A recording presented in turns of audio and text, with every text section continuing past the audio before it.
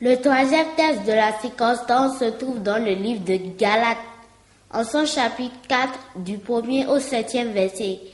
Galates 4, 1 à 7. Méditons la parole de Dieu. Bien-amis en Christ, nous vous saluons.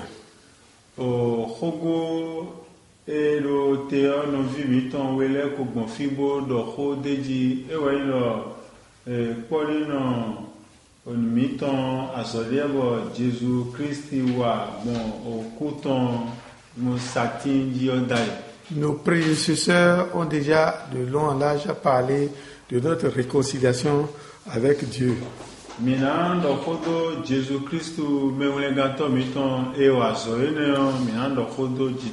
Nous allons parler de notre Christ Jésus qui a fait ce travail laborieux.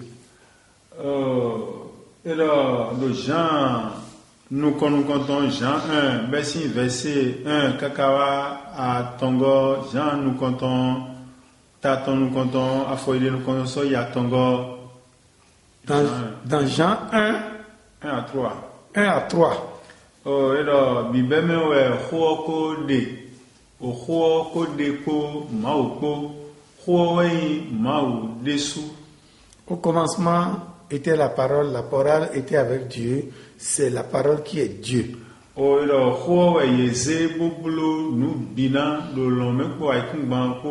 C'est la parole qui a tout fait dans les cieux, sur la terre et sous la terre.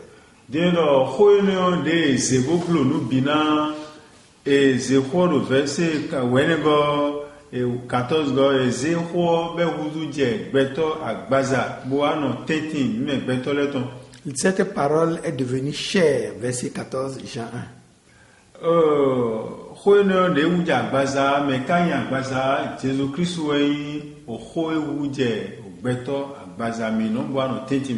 C'est Jésus qui s'est transformé en parole chair et qui a vécu parmi nous. Esaïe 9:5, Esaïe tene afoite tongo ovi mauton eji vile nous mi bon nous e menacer de me vion kotono yi mau honhono oto mavo e vio si nkoni mise wenele de me. Un enfant nous est né, un fils nous est donné, et ce fils sera appelé Dieu Tout-Puissant.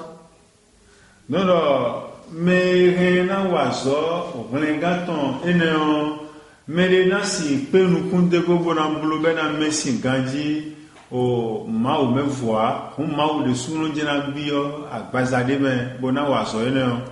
Personne d'autre ne peut faire ce travail si ce n'est Dieu. Oh, ewe sombo, mau o khoton de venitam.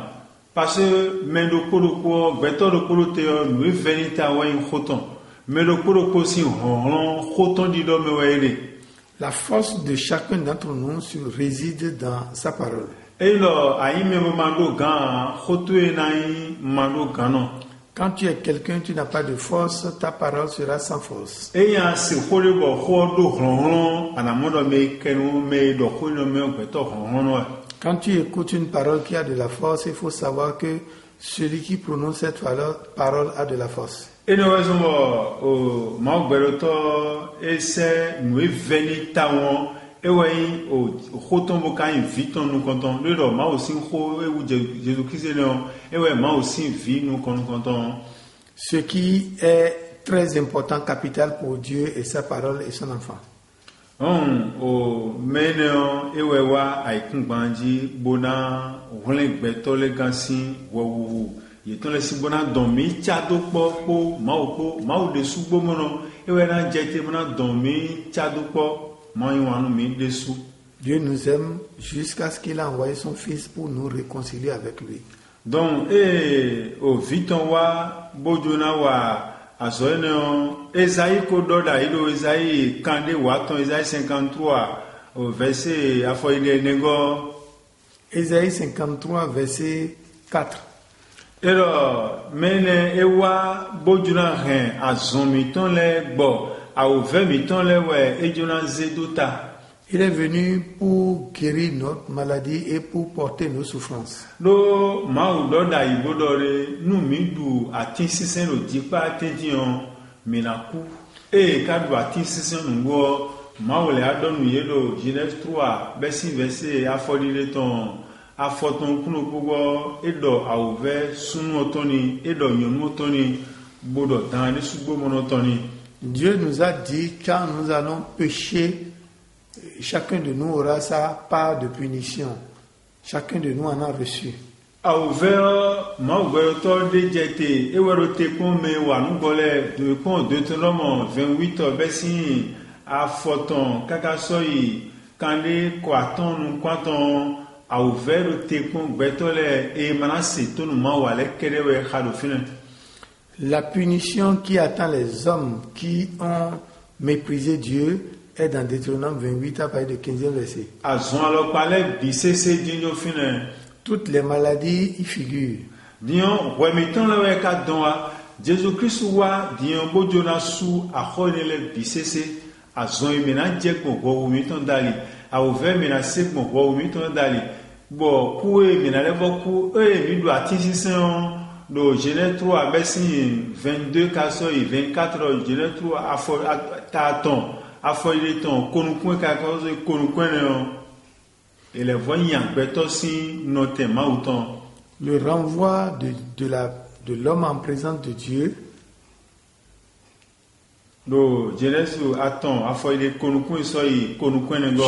3, 22 à 23.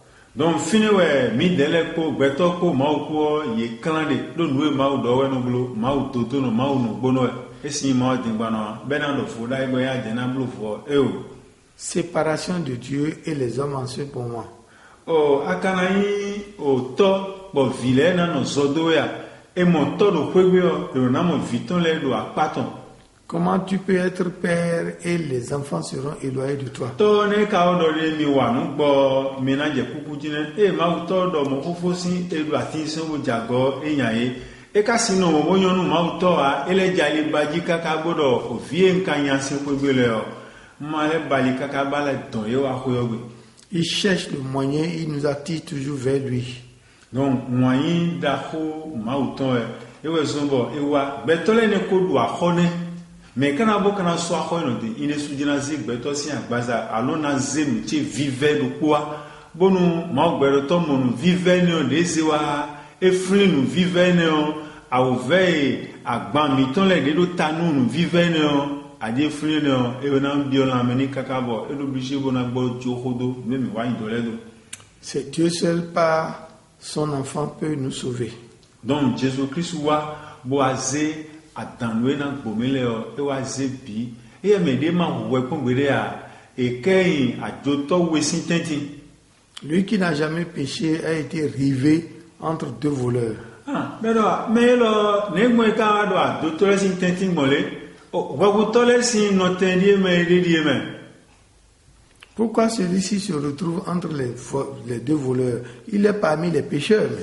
Et le belode yana dono de poleo e dele sin o temewe e yi gbomo bojuna so aho do ten tome. Il est venu payer à la place des pécheurs. Ayin vibo awanugbo bo erona saya lobo na huwe bo to akavenu papa to kaka o papa do le memi na bloton le emile sugbono mini gbo wa bonu auve mina do la menu vitio mi ada auve la menu yen papa go jo vitiedo rode mina ru vitio vitie vermi di mi jo auve kuodo wa huyen me todo vio système. Alors Dieu nous a tant aimé qu'il a pris notre place. Jésus-Christ et Mauseto me venu ma gbomo wa sa auve lo tamiton bo khesatindi bo mi lo pin pon mi erona ifine bo mi delewe na jefine auve ni o mi ton bo mi ka da auve ni me ne sa auve ni lo temi ton me on ne kana ti gbonu mi na bo kporo nu ko de mi wa gbo be jete o me gbomo lo tami ton me on mi na le kponu bloya. Est-ce que nous allons continuer toujours à pécher malgré qu'on est venu nous sauver? Jésus de wa do agbazame o nu ebloni we de le veni do agbazame tono we e renfen no veni mi tono e do gando ki ko be ze kofu wele wa kofu ani o e khode nu kontono akuno ma o tochi amana be kofu lo sian amo juro to ni wa nu konton kofu certain e khado nu do viveni we e mo nu ijona jodo jiton do viveni we e nu e be bloco wo lo ma we si nu le blo le ma ve oni ne e ve oni Il a souffert, le Christ a souffert parce que une partie du Christ est entièrement humain. Wegoelo ma wa ma be kofo sinu kontia kofo certain do amojo to ni wa nujo ni biblo atongo kofo le certain 3 fois il a prié, la coupe ne s'est pas déplacée. Bon ma wa mo le yan vi lo dion fitin lo mo do veni we bon we saguno ko ya jeke bo ane ron tu ba ya sigan blo noué ma o pero to won to jitan do na blo on les conscience. C'est un ange qui l'a fortifié afin qu'il accomplisse sa tâche. When we gan fo be do gestemane o ero de ko we bo o den de do titon si ou tout en le ero hungo e no mo flexi ou tout en no viveni we town no e como adaka de no ho betogo me wele guru to me e como adaka e como gege go pedo gege lu e na ko do gege ben alese. Quand l'heure a sonné à Gethsémani lors de sa prière, c'est le sang qui sortait de son corps. Voilà, donc o kinklan de do mi dele ko ma ko sintention Jésus Christ we wa a khoy mi du wo zombo mi e de mi si ti pa me Jésus Christ we wa bo aso a khoy do temi ton nu e mi de mi na blo dion we temi me gbetole o e do de Jésus wa ko sa ou veni do tami ton me do Colossiens 3 verset atongo ko tantongo bo minimbo de tijo bible mi ton e zombo mi na sa ou ve bu ma ka so si abo no vi mi ton mais vivez maouton miton ouais ça ouvert le thème mais ni jojo ni dobo.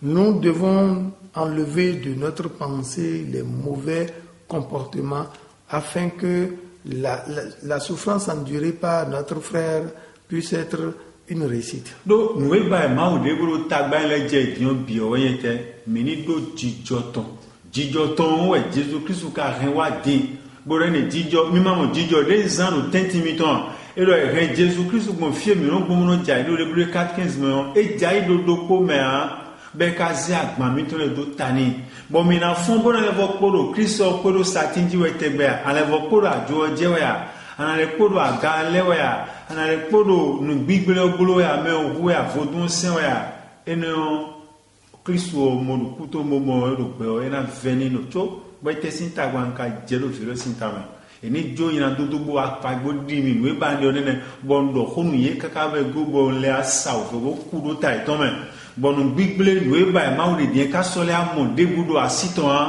bo wo meje le adinjo bi gbogbo kole si me etesi an ven ka se kuten ka kudo ta to me Jésus ni ma do nu mi o que le Christ ne se répande pas de nous avoir sauvés.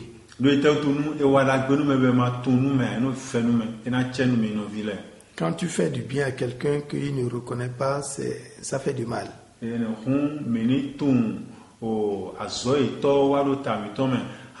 Jésus Christ walo tamitome meni tuni bonu Jésus momile nanu vivini beno ene au vense e tumi tijo cheda siton mino bio yesinse mauton e wazo po Jésus Christ po bo ino bio alogo mauton lo Jésus so alogo mauton e bio o ma gwaloni be wazo pipe azo jijoro me debusi wande ma o me voa alogo de mi na bio ne e we Jésus ro mi no bio do mi ne ise ko to me ni me pipe wu gano mi no bia bazasin le. Personne ne peut faire le travail si Dieu ne l'accompagne. Cherchons les biens d'en haut et non les biens de la terre. Soyons bénis.